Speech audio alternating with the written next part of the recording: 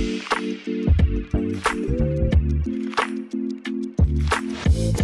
well, Saturday was sort of brilliant for Liverpool. Sunday, a mix. So we'll talk about that. We'll sort of work backwards.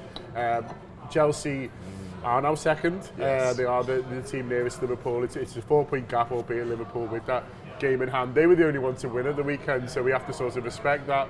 In theory, they've got the hardest game. On paper, they've got the hardest game, but who knows with Spurs at the moment. And this makes it really hard for me to analyse, and I'm sure a lot of people, is that how much of Sunday's half-4 game was down to Spurs just being relentlessly Spurs? I think a lot of it. And I mean, I always struggle to make any hard or fast assessments about a team after they've played Spurs for that reason, because you really don't know what you can get. But the reality is, like, if Chelsea played that exact same game, made the same mistakes against a different team, they lose. Yeah. Because, I mean, they're playing Brentford next week.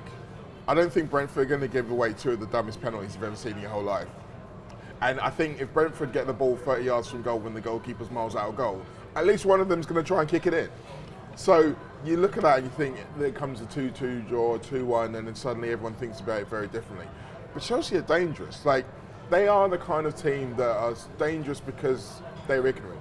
They don't really know what they could do because they're all still young. They're all still kind of getting together. They're all very ambitious, young, hungry players thinking, well, why can't we do this? And you're seeing that on the pitch in the way they're playing. And the manager at the moment has got them all going in the right direction, going in the same play. So they're a dangerous team. But we've never seen anyone try and do it exactly like this, where you basically get an army of kids and just throw them at games and say, well, we'll see what happens. And once it gets to the business end, that's when it's really going to start to kick in. But at the moment, so much of what we thought was the disadvantage is actually turning out to be a bit of an advantage. Yeah, I mean, the manager's talking it down at the moment, isn't he? So he was afterwards, he was saying, oh, listen, win on a title race. It's still the sort of the 3 teams. He said, oh, yeah, I can't imagine any Liverpool player doing what Cucurella did, which was sort of quite funny. Really sort of quite funny way of looking at it. But that cost us them.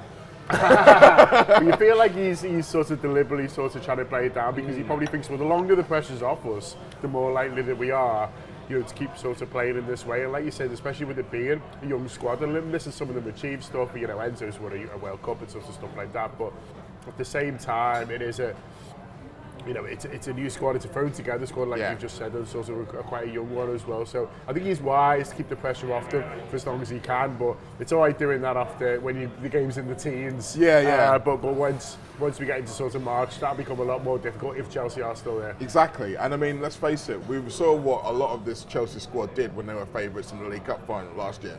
They absolutely flapped it. So keeping the pressure off them, at least externally, is absolutely the smartest thing to do. He's probably saying something different to them in the dressing room, but at least externally it's just like, oh, we're the small horses, as Jose used to call it, and it's like, let Liverpool, let City, let Arsenal take all of the pressure, all of the attention. But it's only going to last for so long, as you say, because like, if everyone else starts dropping points, like City and Arsenal, to their varying degrees, don't look as relentless as they did last year. So, by that rationale, if Chelsea move further past them, then it's inevitable that pressure is going to kick in. But like, they are, like I say, they're taking a lot of advantages at the moment. Like, they're really enjoying beating up on shit teams in the Europe. Like, I mean, they're playing Astana, and they've got to go to Kazakhstan in the week, but it's like, only half of them are going. Like, Cole Palmer's He was 6-0 up at half-time the other week. Exactly, This isn't real. No, and like, you look at the numbers for the season, like, they scored 60 goals already.